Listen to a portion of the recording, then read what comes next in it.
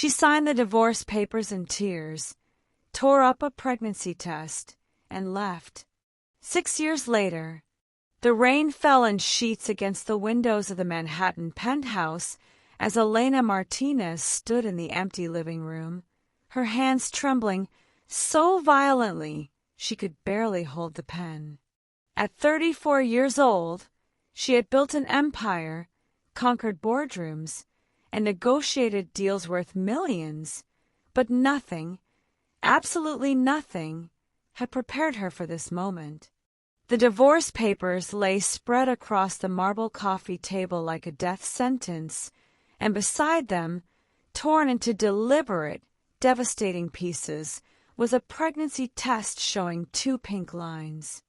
Sophia Chun, 31, stood across the room with her back turned, her shoulders rigid, her silence more crushing than any word she could have spoken. "Sign it," Sophia said, her voice flat, empty of the warmth that had once made Elena believe in forever. "Just sign it and let me go." Elena's vision blurred with tears as she pressed the pen to paper, each stroke of her signature feeling like a betrayal of everything they had built together over 7 years. She wanted to scream, to throw herself at Sophia's feet, to beg her to look at the torn pieces of that test and understand what it meant, what they were throwing away. But pride, that terrible, poisonous pride, kept her silent as she finished signing her name. The story of how they had arrived at this devastating moment began 7 years earlier in a cramped Brooklyn coffee shop where Elena had been working 3 jobs to put herself through business school, and Sophia was a struggling artist who painted murals for restaurants just to pay rent. Elena had accidentally spilled an entire latte down the front of Sophia's white shirt, and instead of anger, Sophia had laughed, that beautiful, uninhibited laugh that sounded like music, and said, "Well, I guess the universe is telling me to stop wearing white." They had talked for 4 hours that day, and Elena had missed 2 classes and a shift at her second job, and she hadn't cared even a little bit. Sophia had seen something in her that no one else had ever noticed, something beyond the exhausted woman grinding herself into dust for a better future. She had seen the dreamer, the romantic, the girl who still believed in magic even after life had tried to beat it out of her. Their love had been the kind that other people wrote songs about, the kind that made strangers stop and smile when they saw them together. Sophia would surprise Elena with paintings tucked into her briefcase, little explosions of color in the gray world of corporate ambition, and Elena would leave notes in Sophia's paint supplies, love letters written in stolen moments between meetings. When Elena's business started taking off, when the late nights turned into weeks away on business trips, when success started demanding more and more of her time, Sophia had been patient. She had been so incredibly patient. But patience has limits, and understanding has boundaries, and eventually even the deepest love can drown in neglect. Elena had promised, over and over again, that things would get better, that she just needed to close this one deal, secure this one contract, make it through this one quarter. Meanwhile, Sophia's art shows came and went without Elena in the audience. Anniversaries were celebrated alone, and the penthouse they had moved into together, the symbol of everything they had achieved, became a beautiful prison where Sophia waited for a wife who was never really there. The breaking point had come on their 6th anniversary, when Elena had promised, sworn on everything she held sacred, that she would be there for the gallery opening showcasing Sophia's largest collection. Sophia had created an entire series called Coming Home, paintings that depicted their love story, their journey, the moments that had defined them. Every piece was a love letter, a reminder, a desperate hope that the woman she had married still existed somewhere beneath the corporate armor. Elena had missed it. A meeting had run long in London, and she had missed her flight, and by the time she arrived home 36 hours later, Sophia was sitting in the dark living room surrounded by the reviews praising her work, and her face was so empty, so completely devoid of anything that Elena felt her heart actually stop in her chest. Se essa historia está tocando o seu coração. No sagita continuar espalhando mensagens de esperança. Aqui embaixo do vídeo temo botão value. E se você puder contribuir com algum valor, estará ajudando a manter vivo o nosso trabalho e elevar mais histórias como essa quão precisa. Agora, vamos continuar. I can't do this anymore, Sophia had said, and her voice was so quiet, so defeated, that Elena would have preferred screaming, would have welcomed rage, anything but this terrible resignation. I've been married to a ghost for 2 years, Elena. I love you, God. I love you so much it physically hurts, but I can't keep loving someone who isn't here.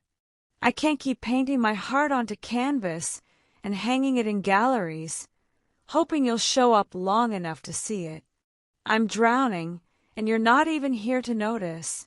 Elena had tried to fix it, had canceled meetings, cleared her schedule, but the damage was done, the foundation was cracked, and no amount of desperate attention could repair what years of neglect had destroyed. Sophia had moved into the guest room, and the space between them grew wider every day, filled with all the words they should have said and all the moments they could never get back. And then, on a random Tuesday morning 3 months after that terrible anniversary, Sophia had found something that changed everything. She had discovered she was pregnant, the result of the fertility treatments they had started 2 years earlier, before everything fell apart, when they still believed in building a family together. The pregnancy test sat on the bathroom counter like a miracle and a curse all at once. 2 pink lines that represented every dream they had ever shared and every nightmare of bringing a child into a marriage that was already dying. Sophia had stared at that test for an hour, tears streaming down her face, knowing with absolute certainty what she had to do. She couldn't bring a child into this, couldn't raise a baby with a partner who was barely present, couldn't build a family on the crumbling foundation of their broken promises. That night, she had asked Elena for a divorce, and when Elena had demanded to know why now, why so suddenly, Sophia had simply said, "Because I finally understand that hoping for you to change is killing me slowly, and I deserve to live." Elena had signed the papers through a haze of shock and pain, and only later, only after Sophia had left taking nothing but her clothes and her paintings, did Elena find the torn pieces of the pregnancy test in the bathroom trash, and the truth had hit her like a physical blow. Sophia had been pregnant with her child, and she had chosen to walk away anyway, had chosen to face everything alone rather than stay in a marriage that had become a beautiful lie. Elena had tried to call, had tried to find her, but Sophia had disappeared completely, vanished into the city like smoke, and eventually Elena had forced herself to stop searching, to accept that some things, once broken, can never be repaired. She had thrown herself into work with even more ferocity, building her company into an empire, making Forbes lists and keynoting conferences, achieving every marker of success while dying inside a little more each day. At night, alone in the penthouse that echoed with memories, she would stand in what should have been the nursery and imagine the life that could have been, the child she would never know, the woman she had loved and lost through her own stupid, stubborn blindness. 6 years passed, 6 years of carefully constructed numbness, of success that felt hollow, of dates that never went anywhere because no one could compare to the ghost of Sophia Chun. Elena had convinced herself that she had moved on, that the past was past, that some chapters close and you just have to accept it and keep living. And then, on a frigid February evening, she had walked into a charity gala for children's literacy, one of the few events she still forced herself to attend, and across the crowded ballroom, standing next to a table covered in children's books, she saw her. Sophia looked different and exactly the same all at once, her hair longer, her face slightly thinner, wearing a simple black dress that somehow outshone every designer gown in the room. But it was her eyes that stopped Elena's heart, those same dark eyes that had once looked at her with such love, and now looked at her with something Elena couldn't quite read, something complex and painful and still, after all this time, still something. And then Elena saw the child, a little girl, maybe 5 years old, with Elena's exact shade of curly dark hair and Sophia's delicate features, holding Sophia's hand and laughing at something someone had said. The room spun, the air left Elena's lungs, and she grabbed the back of a chair to keep from falling because that child, that beautiful little girl, was theirs, had to be theirs, and Sophia had been raising her alone for 6 years. Their eyes met across the room, and Sophia's face went pale, her hand tightening around the little girl's, and for a moment Elena thought she might run, might disappear again, but instead Sophia bent down, whispered something to the child, and then walked toward Elena with the slow, deliberate steps of someone walking toward their execution. They stood facing each other in the middle of that crowded ballroom, surrounded by hundreds of people, and yet completely alone in a bubble of history and heartbreak. "Elena," Sophia said, and her voice shook slightly, and Elena wanted to say 1,000 things, wanted to scream and cry and demand answers, but all she managed was, "Is she mine?" Sophia's eyes filled with tears, and she nodded just once and said, "Her name is Isabella. Bella. She's 5.5 years old, and she loves painting and dinosaurs and thinks every dog she sees needs to be rescued, and she's everything, Elena, she's absolutely everything." The words came out in a rush, defensive and proud and terrified all at once, and Elena felt her knees actually buckle slightly because she had a daughter, she was a mother, and she had missed 5.5 years of her child's life. "Why?" Elena managed to choke out, and the single word contained every question, every hurt, every moment of the last 6 years. "Why didn't you tell me? Why did you take her away? Why did you let me miss everything?" Sophia's tears spilled over, running down her cheeks in silent streams, and she said, "Because you weren't there, Elena. You weren't there for me. You weren't there for our marriage, and I couldn't bring a child into that and watch you not be there for her too. I couldn't watch her wait by the window for a mother who was always going to be at another meeting, always going to be on another business trip, always going to be somewhere else. I couldn't do that to her. I couldn't do that to myself." The accusation hung in the air between them, justified and cruel all at once, and Elena felt it like a knife because Sophia was right, had been right 6 years ago, would have been right if things had continued as they were. But the Elena standing here now was not the same woman who had missed that gallery opening, who had chosen board meetings over love, who had been so blind she had lost everything. "You should have given me a chance," Elena said, and her voice broke on the words.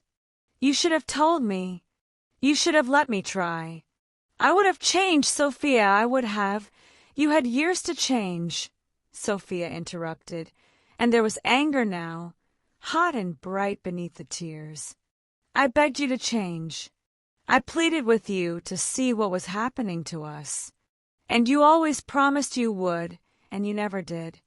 Why would this have been different?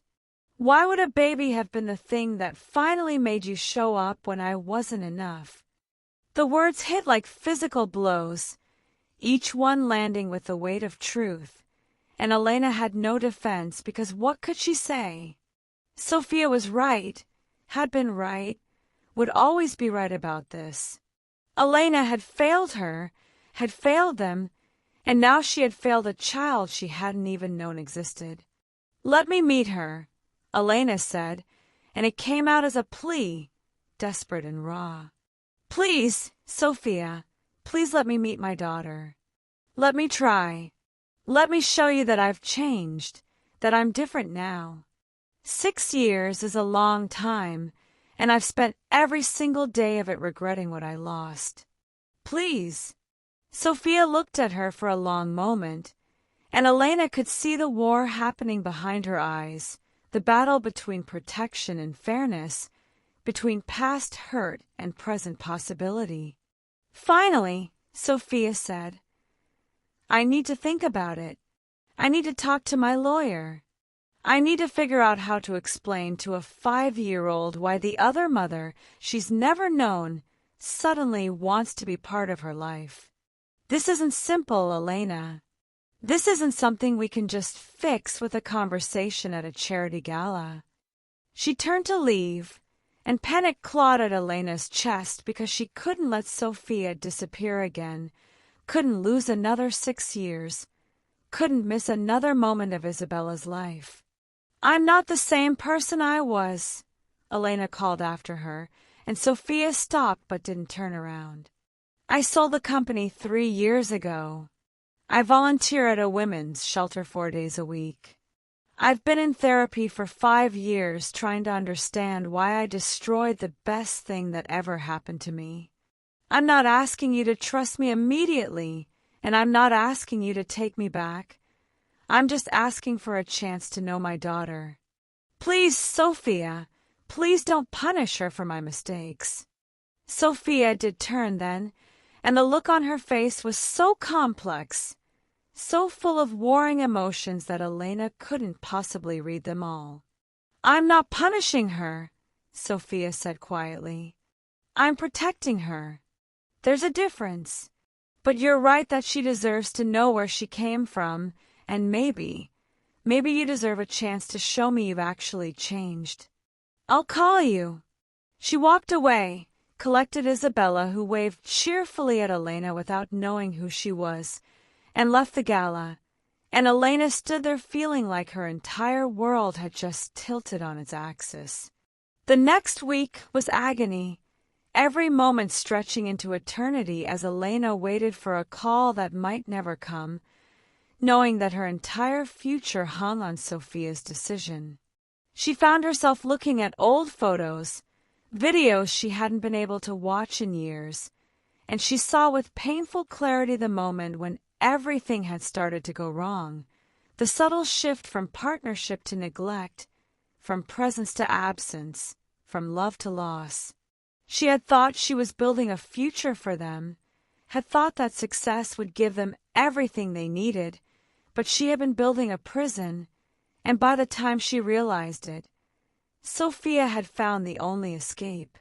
The call came on a Thursday evening, Sophia's number appearing on Elena's phone screen like a lifeline. "We can meet," Sophia said without preamble, her voice carefully neutral. "Saturday afternoon, at the park near my apartment. 2 hours, supervised, and if at any point I feel like this isn't good for Bella, we're done. Do you understand?" Elena's hands shook as she gripped the phone. "I understand. Thank you, Sophia. Thank you so much. I promise I won't." "Don't promise me anything," Sophia cut her off. "Just show up and be present. That's all I'm asking. Be present." The line went dead, and Elena sat down on her couch and cried for the first time in years, huge, gasping sobs of relief and terror and hope and grief all tangled together. Saturday arrived after what felt like both an eternity and an instant, and Elena stood at the entrance to Prospect Park feeling like she might actually vomit from nerves, clutching a stuffed dinosaur she had spent 3 hours picking out, hoping it wasn't too much, wasn't too little, wasn't wrong in ways she couldn't even imagine.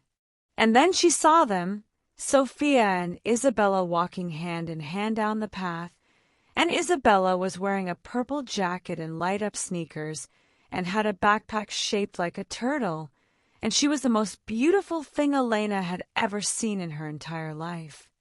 "Bella," Sophia said gently, kneeling down to her daughter's level, "this is Elena.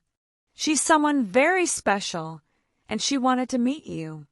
Is that okay?"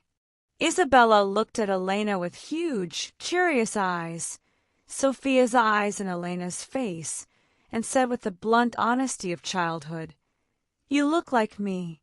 Are you related to me?" Elena's throat closed up, and she looked at Sophia desperately, not knowing what to say, not knowing how much Bella knew or understood. But Sophia just nodded slightly, giving permission, and Elena knelt down too, so she was at Bella's level and said, "Yes, sweetheart, I am. I'm your other mom, and I'm so happy to finally meet you." Bella considered this with the seriousness of a child processing complex information, and then she said, "Mommy said you had to be away for a long time, but now you're back. Did you bring me a present?" The innocent question, so perfectly childlike, so unaware of the weight of everything it represented, made Elena laugh through her tears. "I did," she said, holding out the stuffed dinosaur. "Your mom told me you love dinosaurs, so I thought maybe you'd like this one." Bella's face lit up with delight, and she took the dinosaur with gentle hands, hugging it immediately to her chest. "I'm going to name her Gloria," she announced. "Because she looks like a Gloria, don't you think?"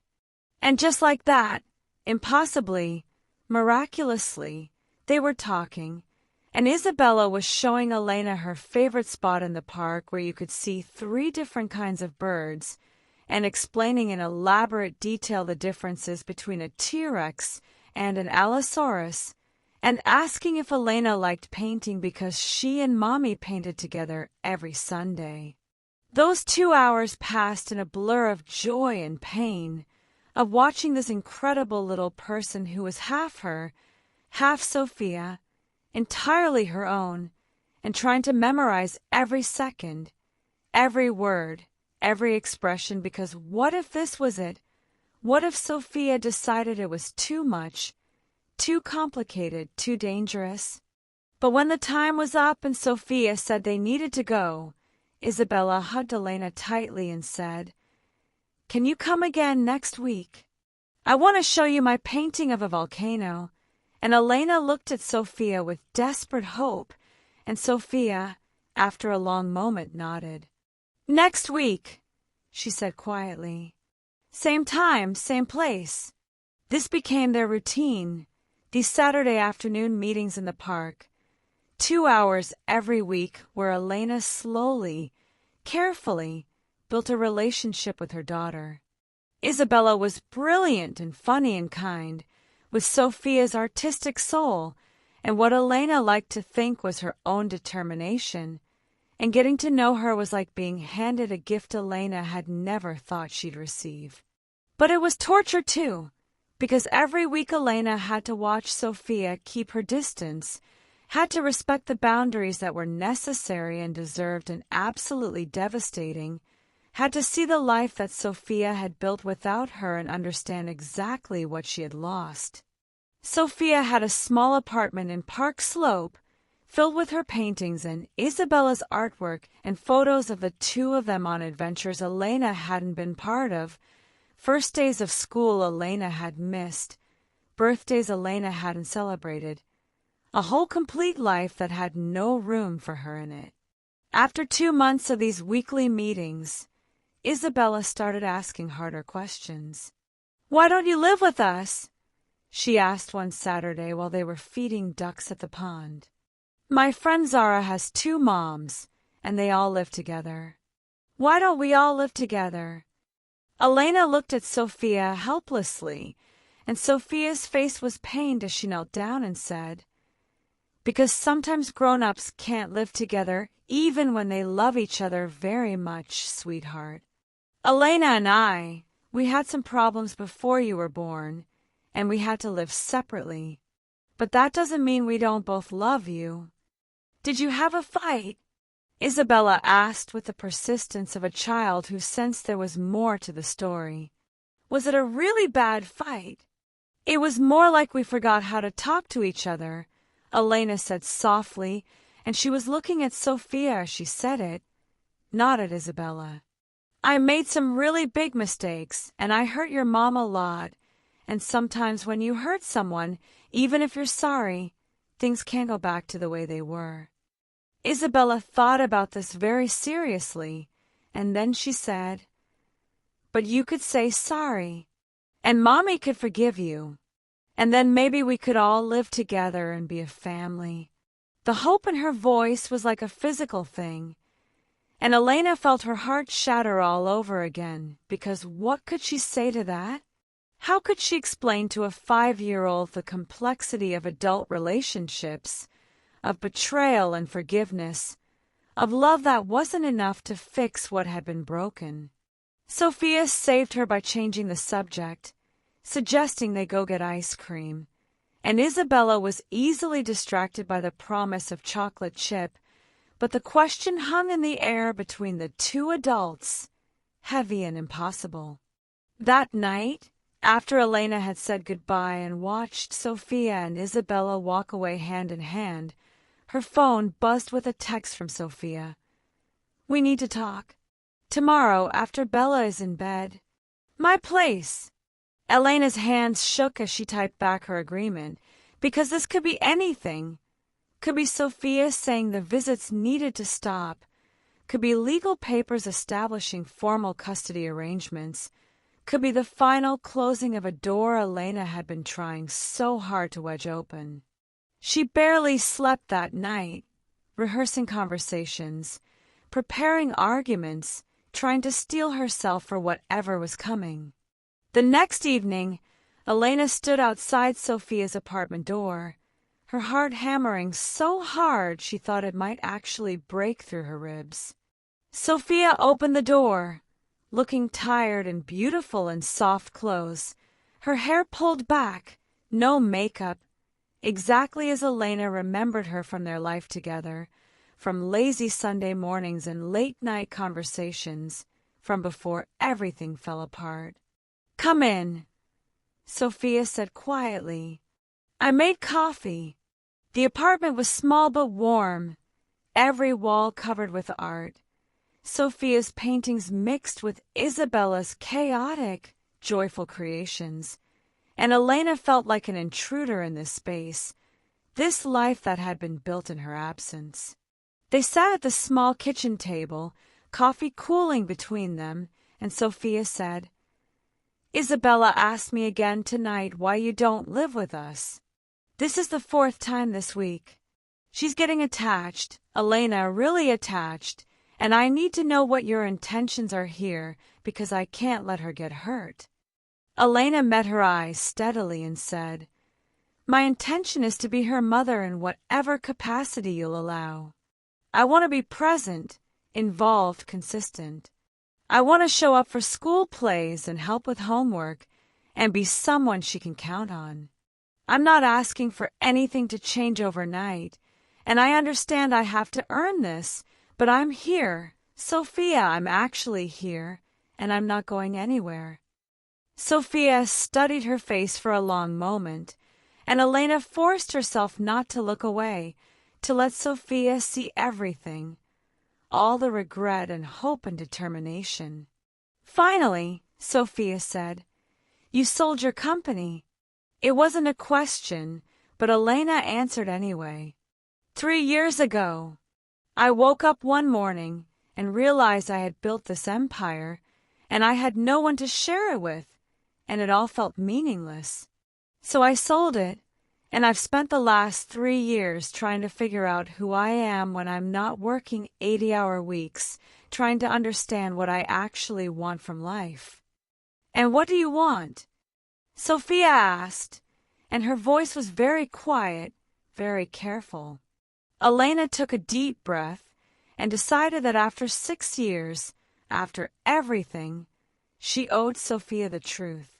I want what I was too stupid and blind to appreciate when I had it. I want you. I want Isabella. I want to wake up to the sound of her singing off-key in the shower and go to sleep knowing you're both safe and happy. I want to attend her school events and paint with her on Sundays and be there when she needs help with homework or has a bad dream or just wants someone to listen.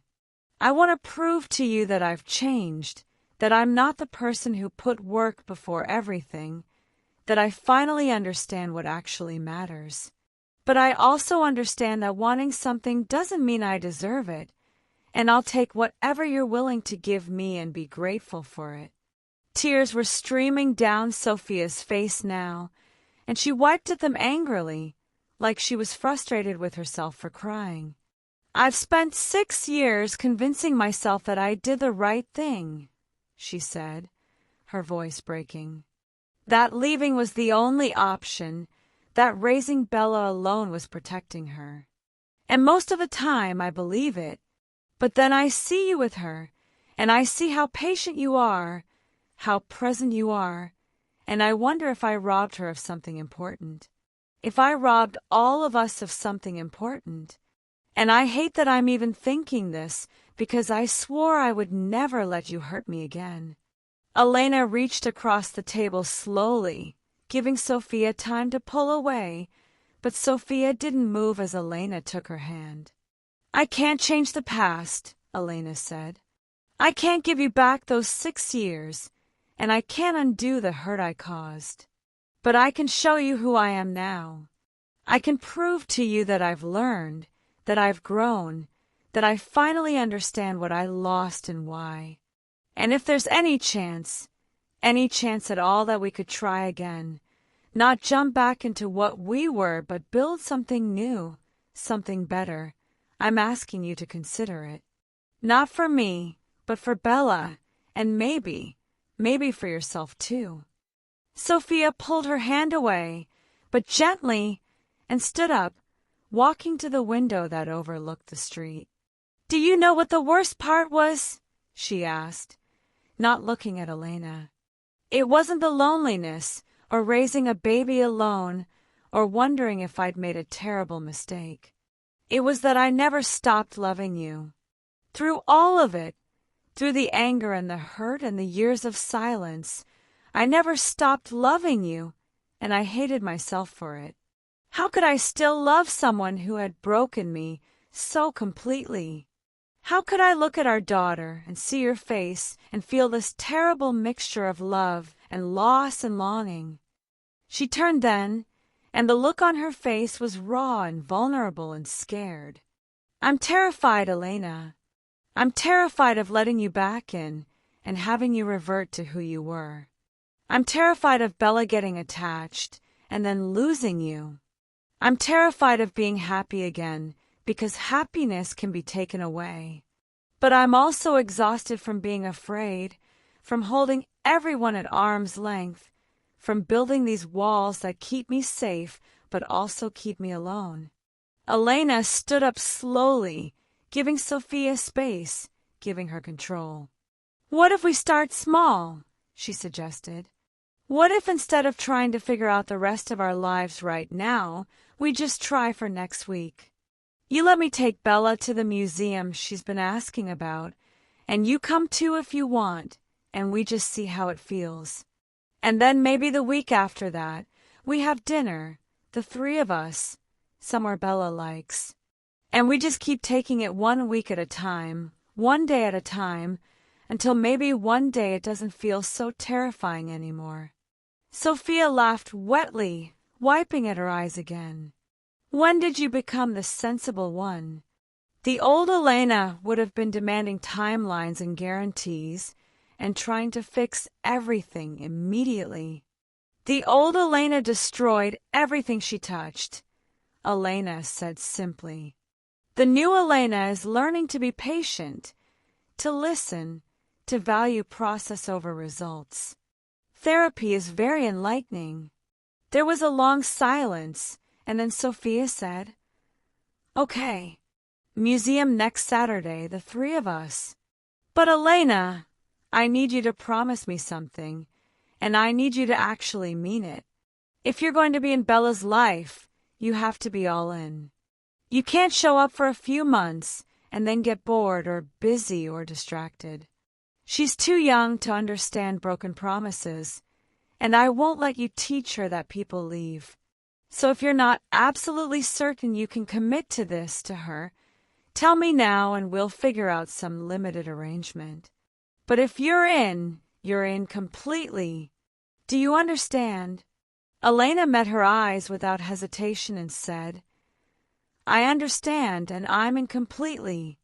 I promise you, Sophia, on everything I am and everything I'll ever be, I will not let her down. I will not let you down. Not again. Never again." The museum trip the following Saturday was simultaneously wonderful and awkward, the three of them navigating the space between strangers and family, between past and present, between what was and what might be. Isabella was oblivious to the undercurrents, delighted to have both her mothers with her, pointing out exhibits and asking endless questions, and holding both their hands as they walked through the dinosaur hall. There were moments when Sophia would smile at Elena over Bella's head, unguarded and real, and Elena felt like she could breathe for the first time in 6 years. And there were moments when Sophia would pull back, remembering, retreating behind her walls, and Elena had to resist the urge to push, to demand, to try to fix everything immediately the way she once would have. They had dinner after. At a diner Isabella loved that served breakfast all day, and Elena learned that her daughter's favorite food was pancakes with chocolate chips and whipped cream, that she was obsessed with a book series about a girl who could talk to animals, that she was worried about starting first grade in the fall because she didn't know if she'd make friends. Elena listened and asked questions and tried to memorize every detail, and when Bella asked if Elena would come to her upcoming dance recital, Elena looked at Sophia for permission, and Sophia, after a brief hesitation, nodded. The dance recital was held in a community center in Brooklyn, filled with proud parents and grandparents and squirming siblings, and Elena sat next to Sophia in uncomfortable folding chairs, their arms touching slightly, watching as a tiny Isabella in a sparkly blue costume performed a ballet routine that was more enthusiasm than technique. When it was over and Bella took her bow, she scanned the audience until she found them, and her face lit up when she saw them both there, together, and she waved so vigorously she almost knocked over the girl next to her. "She's incredible," Elena whispered to Sophia, and Sophia smiled without looking away from the stage and said, "Yeah, she really is. She's the best thing I've ever done." After the recital, they went out for ice cream again, becoming their tradition, and Bella chattered happily about the performance, about how she had been nervous, but then saw them in the audience and felt brave. "I told my friend Maya that both my moms were coming," she said between bites of strawberry ice cream. "And she said I was lucky because most kids only have one mom and I have two. Am I lucky, Mommy?" Sophia's eyes filled with tears, and she reached out to tuck a strand of hair behind Bella's ear and said, "Yeah, baby, you're very lucky. We both are." That night, after they had dropped Bella back at Sophia's apartment and Elena was getting ready to leave, Sophia caught her hand in the hallway. "Thank you for coming today," she said softly. It meant the world to her, and honestly, it meant a lot to me too. I spent 5 years going to things alone, watching her look for someone who wasn't there, and having you actually show up, having you be present and engaged and excited for her. It's more than I expected." Elena squeezed her hand gently and said, "I meant what I said, Sophia. I'm all in. This isn't an obligation or a chore. This is the honor of my life, getting to know that incredible little girl, getting the second chance that I absolutely don't deserve. I'm not going to waste it." They stood there in the hallway, hands linked, and for a moment Elena thought Sophia might lean in, might close the distance between them, but then Bella called from inside the apartment asking for help with her toothbrush, and the moment broke, and Sophia pulled away with a small, complicated smile. "Good night, Elena," she said.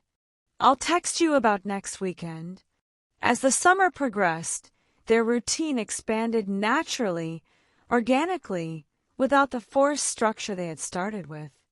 Elena attended Bella's swim lessons and art class, helped Sophia take Bella shopping for school supplies, was there for bedtime stories when invited. She learned which books were current favorites, that Bella slept with exactly 4 stuffed animals arranged in a specific order, that she was afraid of thunderstorms but loved rain. And slowly, carefully, Elena and Sophia began to remember why they had fallen in love in the first place. It started with small things, finishing each other's sentences, sharing looks when Bella said something particularly funny or wise, working together seamlessly to parent in a way they never had the chance to before. Sophia would catch herself laughing at Elena's jokes, reaching for her hand without thinking, seeking her opinion on decisions about Bella. And Elena would find herself staying later and later, helping with dishes after dinner, reading one more bedtime story, looking for any excuse to extend these moments of almost family, this glimpse of what they could have been, what they might still become. One evening in late August, after Bella had fallen asleep during a movie, Elena carried her to bed while Sophia tidied up, and when Elena came back to the living room, she found Sophia standing by the window again, looking out at the city lights, and there was something in her posture that made Elena's heart skip. "What are you thinking about?" Elena asked softly, and Sophia didn't turn around as she said, "I'm thinking that I've been so careful, so controlled, so determined not to let history repeat itself, and I'm wondering if maybe I've been protecting myself right past the possibility of being happy again." Elena moved closer but didn't touch, giving Sophia space to continue. "I'm thinking that watching you with Bella, seeing how you've changed, how you actually listen now, how you're present not just physically but emotionally, it's making me remember why I fell in love with you in the first place. And I'm thinking that maybe I want to try again, really try, not just for Bella but for us. But I'm terrified, Elena. I'm absolutely terrified." Elena felt hope and fear warring in her chest, the possibility of everything she wanted so close she could almost touch it, but also knowing that one wrong word, one wrong move could destroy it all. "I'm terrified too," she admitted. "I'm terrified of messing this up again, of reverting to old patterns of letting you down. But I'm more terrified of not trying, of spending the rest of my life wondering what if, of watching you build a life that I'm not really part of. I love you, Sophia. I never stopped loving you. And I know saying it doesn't fix anything, doesn't erase the past. But I need you to know that every day I wake up grateful for the second chance and determined to prove that I've learned from my mistakes." Sophia finally turned to face her, and the vulnerability in her expression was almost too much to bear. "If we do this," she said slowly, carefully, "if we really try again, I need to know that you understand the stakes. It's not just about us anymore. It's about Bella and what example we set for her and what we teach her about love and commitment and what's acceptable in a relationship. I can't have her growing up watching us be miserable or distant or resentful. So if we're going to do this, we have to do it right. And that means therapy, couples counseling, actually working through our issues instead of hoping they'll resolve themselves. Can you commit to that? Yes, Elena said without hesitation. Whatever it takes, whatever you need, yes. Sophia took a deep breath, and then another, and then she closed the distance between them and took Elena's hands in hers. Then let's try, she said, and her voice shook but her gaze was steady. Let's really try, but slow. Elena, we need to take this slow. For Bella and for me, and honestly for you too. We can't just pick up where we left off. We have to build something new. Elena nodded, tears streaming down her face, and said, Slow is good. Slow is perfect. I'll take anything, Sophia, as long as it's with you. They started couples therapy the following week, sessions that were sometimes painful, sometimes productive, always honest in ways they had never managed to be before. They talked about the past, about the patterns that had led to their divorce, about what Elena had been running from, and what Sophia had been trying to hold on to. They talked about communication and expectations, about how to rebuild trust, about what they each needed to feel safe and valued in a relationship. And slowly, session by session, week by week, they began to heal, to forgive, to move forward instead of just circling the past. For Bella's 6th birthday, they threw a party together in Prospect Park, inviting her friends from school and art class, and Elena helped Sophia bake a dinosaur-shaped cake that was lopsided but perfect. And when Bella blew out her candles, she wished out loud that her moms would always be this happy. 2 months later, Elena asked Sophia on an actual date, just the two of them, no Bella as a buffer, and Sophia said yes but looked terrified. They went to the same Brooklyn coffee shop where they had met 12 years earlier, and they talked for hours like they had that first day. Except now they knew each other's scars and fears and failures, and they chose each other anyway. On Christmas Eve, Elena was invited to spend the night at the apartment. Her first sleepover, she joked, and she slept on the couch but woke up to Bella climbing onto her with excited whispers about Santa, and Sophia making coffee in the kitchen with bedhead and a soft smile. And Elena thought this right here, was what happiness actually looked like. In February, exactly 1 year after they had reconnected at that charity gala, Sophia asked Elena if she wanted to move in. Not back to the penthouse Elena had sold years ago, but to a new place, a place they could choose together, where they could build new memories instead of living in the shadow of old ones. They found a brownstone in Fort Greene with a studio space for Sophia and a small office for Elena's volunteer work, and most importantly a big bedroom for Bella that she could paint any color she wanted. The move happened in April, a chaotic, joyful day of boxes and furniture, and Bella racing through empty rooms claiming spaces. And that night they had pizza sitting on the floor surrounded by unpacked boxes. And Bella said, "This is the best day of my whole life." And Sophia and Elena exchanged a look that said maybe it was theirs too. There were hard days too, moments when old fears resurfaced, when Sophia would retreat or Elena would feel the pull of old work habits and have to consciously choose differently.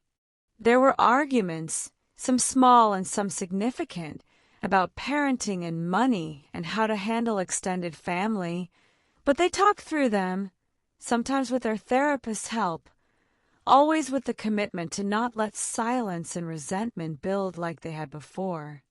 Elena learned to recognize when she was slipping into overwork mode and to step back, to prioritize family dinners and bedtime rituals over networking events and extra projects.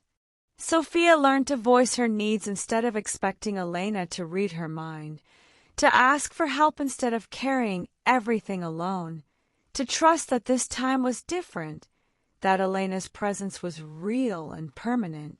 By summer, they had settled into a rhythm that felt natural. Sophia's art studio busy with commissions, Elena's work at the women's shelter expanding to include a mentorship program she had developed, and Bella thriving in her new school with new friends and a newfound confidence that came from feeling secure and loved.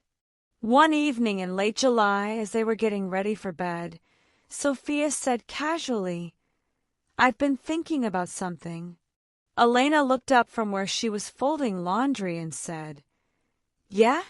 What's that?" Sophia was quiet for a moment, and when she spoke again her voice was soft and nervous. "I've been thinking that maybe Bella could use a sibling. I mean, only if you want to. Obviously this is a huge thing and we should probably talk about it more, but I've been thinking about it." Elena froze, the t-shirt she was holding falling from her hands, because they had never talked about this, never addressed the torn pregnancy test and what it had meant, never discussed whether they would try again. "You want another baby?" she asked carefully, not daring to hope too much. "I want us to have a baby," Sophia clarified. "Together, intentionally as a family. I want Bella to have a sibling, and I want us to get to experience all the things we missed the first time, doctor's appointments and setting up a nursery and being terrified new parents together. But only if you want that too, only if you're ready for that." Elena crossed the room and took Sophia's face in her hands, looking into her eyes with absolute certainty. "I want that more than I can possibly express," she said. "I want everything with you, Sophia, all of it, the messy and the beautiful and the terrifying. I want to build this family with you. Yes, God, yes." If this story touched your heart, subscribe to the channel and share the video with your friends. They started the process the following month, fertility treatments and doctor's appointments that Elena attended every single one of, holding Sophia's hand through the uncomfortable procedures and the waiting and the hoping. Bella was told that maybe she'd have a little brother or sister, and she was alternately excited and worried, asking questions about whether the baby would steal her toys and if they'd still love her as much. 3 months later, on a Tuesday morning in November, Sophia took a pregnancy test, and it came back positive. And when she told Elena, they both cried and held each other and called Bella into the bathroom to tell her the news. Bella looked at the test seriously and then said, "So we're keeping this one?" with the blunt innocence of a child who had heard stories of her own complicated beginning, and Sophia and Elena both laughed through their tears and said, "Yes, baby, we're absolutely keeping this one." The pregnancy was different this time. Everything they had been denied before, Sophia glowing and happy with Elena by her side, attending every ultrasound, painting the nursery together, reading parenting books and arguing good-naturedly about names. Bella was involved in everything, helping pick out baby clothes and talking to Sophia's growing belly, telling her future sibling about all the important things they'd need to know. On a warm evening in early summer, 7 years and a lifetime after everything had fallen apart, Sophia went into labor, and Elena held her hand through every contraction, breathed with her through every push, and when their son was born, tiny and perfect and screaming his displeasure at the world, Elena cut the cord with shaking hands and thought this right here, this was the moment everything had been leading to. They named him Gabriel, and he had Sophia's nose and Elena's eyes and Bella's opinion on absolutely everything, and when they brought him home, and Bella held him for the first time with exaggerated care, looking up at both her mothers with wonder. Sophia caught Elena's eye and mouthed, "We did it." And Elena nodded because they had, against all odds and through all obstacles, they had built something real and lasting and true. The brownstone filled with the chaos of a newborn, sleepless nights and endless laundry and the particular exhaustion that comes from loving someone so completely, and through it all Elena showed up, every night feeding, every diaper change, every moment of fear and frustration and overwhelming love, and Sophia watched her and saw the proof of everything she had promised, the evidence that people really could change when they wanted it badly enough. On Gabriel's first Christmas, they sat around the tree in their living room, Bella showing her baby brother the ornaments even though he was too young to understand, and Sophia leaned against Elena and said quietly, "Thank you." "For what?" Elena asked, confused. "For fighting for this," Sophia said. "For not giving up when I pushed you away, for doing the work to change, for proving that second chances are real, for giving me back my faith and love and happy endings, and the possibility that broken things can be repaired if you care enough to do it right." Elena kissed her temple softly and said, "You gave me everything, Sophia, everything that actually matters. You and Bella and now Gabriel. This life we built together, this is beyond anything I ever imagined deserving. I should be thanking you for seeing past who I was to who I could be, for trusting me with your heart again after I broke it so completely. You saved me." They sat there in the quiet glow of the Christmas tree, their children sleeping peacefully, and outside it started to snow, soft and silent, covering the city in white, and inside everything was warm and safe and home. Years passed in the beautiful mundane way that happy lives do, Bella growing into a thoughtful, artistic teenager who painted murals around the city and volunteered at the youth center where Elena worked, Gabriel becoming a rambunctious, curious boy who collected rocks and wanted to be a scientist. Sophia's art career flourished. Her work shone in galleries across the country, and Elena's mentorship program expanded to serve hundreds of women, and they were busy and exhausted and occasionally frustrated with each other, but they were also happy in the deep, quiet way that comes from choosing each other every single day. Sometimes, on their anniversary, they would go back to that Brooklyn coffee shop where it all started, and they would sit in the same corner booth if they could and remember who they had been and marvel at who they had become. And sometimes Sophia would look at Elena with that same wonder from 12 years ago and say, "I can't believe we almost lost this." And Elena would take her hand and say, "But we didn't. We found our way back, and that's what matters." On Bella's 16th birthday, Elena found an old box in the back of a closet, and inside was a piece of paper that she had kept without really knowing why. And when she unfolded it, she saw that it was a draft of a letter Sophia had written years ago, before she left, trying to explain why she was going, and at the bottom it said, "Maybe in another life, in another universe where we both made different choices, we could have been forever. I believe we were meant for that, but I don't think we get it in this life. I think in this life we get to be a beautiful mistake and a lesson learned, and maybe that has to be enough." Elena read those words with tears in her eyes, and then she went downstairs to where Sophia was frosting Bella's birthday cake, and she wrapped her arms around her wife from behind and said, "I found something," and showed her the letter. Sophia read it, her eyes filling with tears, and then she turned in Elena's arms and said, "I was so wrong." "About what?" Elena asked. "About us not getting forever in this life," Sophia said. "We do get it. We just had to fight for it harder than most people. We had to lose it and mourn it and learn from it and find our way back to it. But we did. Elena, we found our way back to forever. That night, at Bella's birthday party, surrounded by friends and family, and the life they had built together, Elena stood and gave a toast, and she said, 16 years ago today, I met the most incredible little girl who taught me what it really means to be a mother, what it means to show up, to be present, to love someone more than you love your own comfort or success or pride, and she changed everything for me. She saved me in ways I'm still discovering.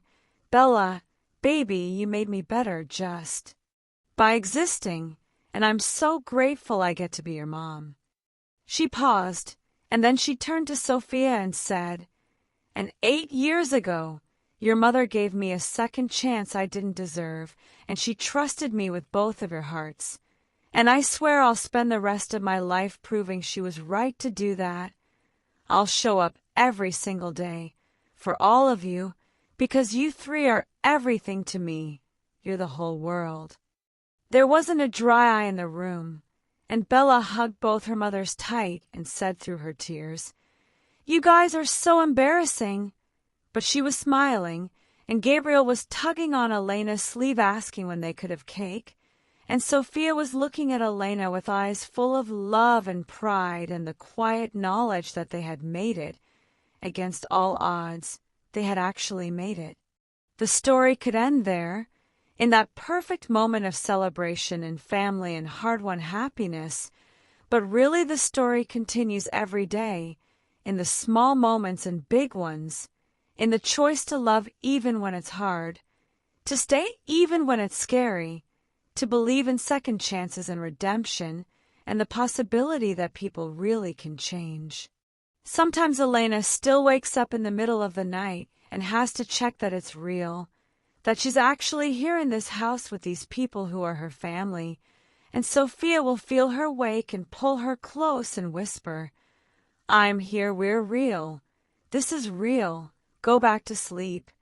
And Elena does, safe and grateful and home. They have the forever they were meant for, the one they almost lost, the one they fought to rebuild. And it's messy and imperfect and more beautiful than anything Elena could have imagined in those dark days after the divorce.